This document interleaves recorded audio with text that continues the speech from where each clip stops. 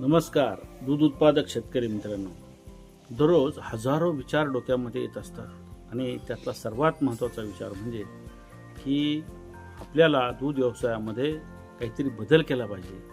पण नेमका तो काय बदल केला पाहिजे याबद्दल मात्र स्पष्टता आपल्या मनामध्ये येत नाही आणि तिथेच आपण अडकून राहतो.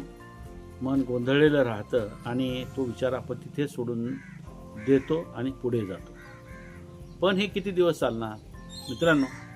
याविषयी क्लॅरिटी किंवा स्पष्टता तुम्हाला यावी म्हणून आपण एक सिरीज एक मिनिटाचे विचार तुम्हाला यापुढे मिळतील आणि या सिरीजचा फायदा घेऊन निश्चितपणे तुम्ही पुढे जाल असं मला वाटतं.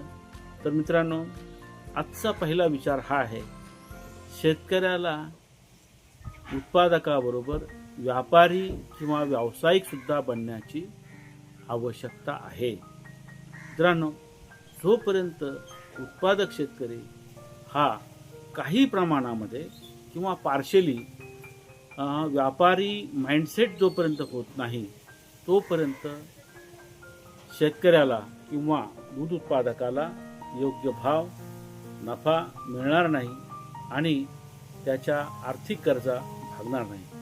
हा विचार कसा वाटतोय थोडं विवेचन करा आणि निश्चितपणे उद्या पुढचा विचार ऐकण्यासाठी नक्की सिरीज फॉलो करा, चॅनल सबस्क्राईब करा आणि हे विचार तुमच्या मित्रांनाही पाठवा जेणेकरून त्यांनाही यामध्ये मदत मिळेल.